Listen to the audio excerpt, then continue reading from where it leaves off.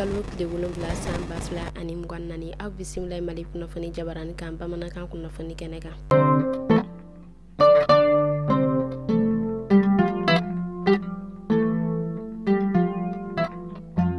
Kunnafoni daminɛna an ma ladɔnniya k'a fɔ a bɛ dɔgɔkun damadɔ o yɛrɛ kɔni bɔ fɛn min yɛrɛ kɔni an ka fanga tigilamɔgɔw ye kɛrɛnkɛrɛnnenya la an ka fini tigilamɔgɔ olu yɛrɛ kɔni ni banbagaciw yɛrɛ kɔni tun bɛ ka kari ɲɔgɔn na o yɛrɛ kɔni kɛ Kidali marabolo kɔnɔna na kɛrɛnkɛrɛnnenya la Tinzawatène o hukumu de kɔnɔna na fɛn min yɛrɛ kɔni ye CEDEAO jɛkulu ye ale bɔra ka communiqué o yɛrɛ kɔni bila kunun tarata don uti kalo tile 6 san 2024 kɔnɔna na communiqué in na u y'a yira k'a fɔ ko bingani wale min yɛrɛ kɔni kɛla Tinzawatène ko u yɛrɛ kɔni ma jɛn n'o ye ku u yɛrɛ kɔni bingani wale k'a condamné o tɛmɛnen kɔfɛ fɛn min yɛrɛ kɔni an ka ba Maliba ye baara ɲɔgɔn min ni o yɛrɛ kɔni tun bɛ ani Ukraine ni ɲɔgɔn cɛ ni o yɛrɛ kɔni ye dankari ko la ka sababuya kɛ Ukraine a yirala k'a fɔ ko ale yɛrɛ kɔni sen ko o ye la bingani wale min kɛla an ka jamana kɔrɔ yan fan fɛ kɛrɛnkɛrɛnnenya la Tinzawatène o hukumu kelen fɛnɛ de kɔnɔna na fɛn min yɛrɛ kɔni ye Niger ni bolodi ɲɔgɔnma o bɛ ale ni an ka ba Maliba ni ɲɔgɔn cɛ Niger ale yɛrɛ fɛnɛ tilala ka bolodi ɲɔgɔnma ko o yɛrɛ kɔni tigɛ ani Ukraine ni ɲɔgɔn cɛ ka sababuya kɛ ani an ka ba Maliba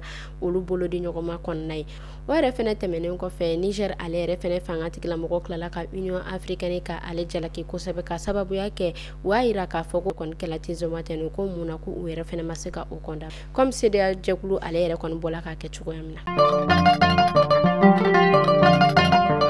An bɛ taa Kulukɔrɔ fɛn min yɛrɛ kɔni an ka sanfɛ kalanso min bɛ yen nɔ ni a bɛ wele ko IFRA ni olu yɛrɛ kɔni ka baara caman o bɛnnen no sɛnɛko o kalanw ma a yirala k'a fɔ olu yɛrɛ kɔni bɔla ka marsiba o yɛrɛ kɔni kɛ tɛnɛndon uti kalo tile 5 san 2024 kɔnɔna la u yɛrɛ kɔni ye marsi kɛ kunba min kama u y'a yira k'a fɔ fɛn min yɛrɛ kɔni ye ekɔlidenw ka siraba kasara ye ko o yɛrɛ kɔni cayalen don kosɛbɛ u ka sira min ni o yɛrɛ kɔni bɛ bɔ Moribabugu la fo ka taa se Kulukɔrɔ ma o tɛmɛnen kɔfɛ u yɛrɛ fɛnɛ tilala ka laɲini wɛrɛ boloda o de ye fɛn min yɛrɛ kɔni ye u ka examen de rattrapage ye u y'a laɲini walasa olu yɛrɛ kɔni bɛɛ lajɛlen bɛ se ka kɛ Katibugu ale yɛrɛ kɔni marabolo kɔnɔna na cogoya min na walasa u bɛ se ka kisi siraba kasara o tɔɔrɔ ma.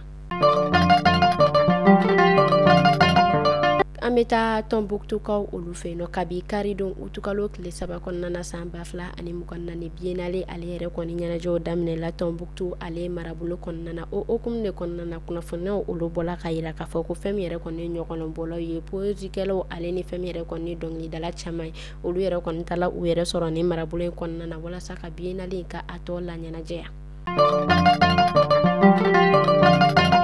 Isa Tɔnbuktu ale ye kunnafoniyaw kɔnɔna na ka sanga ni bingani wale damadɔ minnu yɛrɛ kɔni kɛla u ka marabolo la o hukumu de kɔnɔna na an ka fanga tigilamɔgɔ dɔw olu yɛrɛ kɔni wulila ka se u ma ka taa dɛmɛ o don ma kosɛbɛ fɛn min yɛrɛ kɔni ye 5e région ale chef d'état-major ni a bɛ wele ko colonel Cheikh Aka Jara ale wulila ka i kun da u kan ka dɛmɛ caman ko o yɛrɛ kɔni donni ma ko fɔta ninnu ma walasa u bɛ se k'u ka musakaw kɛ cogoya min na o tɛmɛnen kɔfɛ a yirala k'a fɔ u yɛrɛ kɔni ka 5e région docteur ba dɔ bɛ yen nɔ ni ale bɛ wele ko colonel Michel Sangare olu yɛrɛ fɛnɛ tilala ka taa consultation fu ko o kɛ u ye ka tila ka furaw yɛrɛ kɔni di u ma walasa u bɛ se ka u yɛrɛ labɔ ni sɛgɛn kɔnɔna na. Bamakɔ Sudan yare fɛn min yɛrɛ kɔni ye kiiri tigilamɔgɔw ye olu yɛrɛ kɔni tun ye baara dɔw ko o yɛrɛ kɔni boloda baara min yɛrɛ kɔni tun bɛ ka boli fɛn min kama o de ye maa minnu ni olu yɛrɛ kɔni ye yuruguyurugu ani bingani wale kɛ walasa ka olu ka kiiriw tigɛ a yirala k'a fɔ an bɛ wagati min na i n'a fɔ sisan nɔ ko o yɛrɛ kɔni baaraw o daminɛna Moptikaw olu fɛ yen nɔ k'a daminɛ uti kalo tile 5 la fo ka taa a kuncɛ uti kalo tile 16 la kunnafoniyaw olu yɛrɛ kɔni bɔla k'a yira k'a fɔ ko Moptikaw olu bara maa minnu ni olu ye yuruguyurugu kɛ ani bingani wale kɛ ko u yɛrɛ kɔni bɛna u da don olu ka kiiri tigɛliko la hukumu de kɔnɔna na u y'a yira k'a fɔ ko dossier 47 ɲɔgɔn kɔ ko o de b'u bolo ko maa minnu yɛrɛ kɔni ka kiiri kan ka tigɛ olu yɛrɛ kɔni kan ka taa u yɛrɛ sɔrɔ maa 76 ɲɔgɔn kɔ la.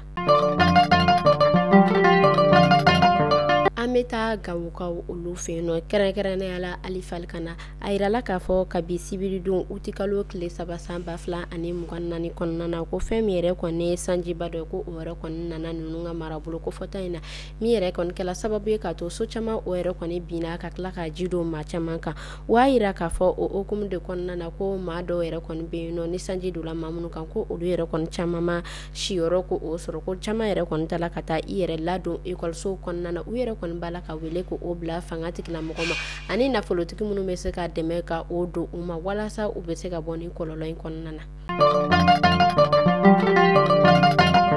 An bɛ taa Mayinakaw olu fɛ yen nɔ a bɛ tɛnɛn don u tɛ kalo tile 5 san 2024 kɔnɔna na ko baara dɔ o yɛrɛ kɔni bolodala olu fɛ yen nɔ baara min yɛrɛ kɔni ni o sigilen don sen min kan o de ka ralentisseur ko o yɛrɛ kɔni dilan u ka marabolo kɔnɔna na kɛrɛnkɛrɛnnenya la accident o yɛrɛ kɔni ka ca u ka marabolo fan minnu fɛ ni an bɛ olu wele ko gendarme couché o hukumu de kɔnɔna na fɛn min yɛrɛ kɔni u ka fanga tigilamɔgɔw ye olu yɛrɛ kɔni u profiter nin wagati in fɛ k'a yira maaw la k'a fɔ fɛn min yɛrɛ kɔni ye ralentisseur ye ko u ka u bolocogo dɔn olu yɛrɛ kɔni sanfɛ o tɛmɛnen kɔfɛ fɛn min yɛrɛ kɔni u ka panneau de signalisation ye ko u hakili to o la u ka bolido kɔnɔna na walasa siraba kasara o bɛ se ka dɔgɔya cogo min na u ka marabolo kɔnɔna na. Kunnafoni kuncɛla an bɛ taa Côte d'Ivoire a yirala k'a fɔ bi uti kalo tile 7 san 2024 o ye don sugantilen Côte d'Ivoire jamana kɔnɔna na min yɛrɛ kɔni ni a bɛnna u ka yɛrɛma hɔrɔnya ale yɛrɛ kɔni ta ko 64 o ma. Ni ne kun bɛ dansigi kɛ an ka bi kunnafoni na an ka foli bɛ Ala lamɛnbaga jɛkulu bɛɛ lajɛlen Mali kɔnɔ fɔ Mali kɔ kan aw k'an bɛɛ sini ni Ala man ka jɔn na.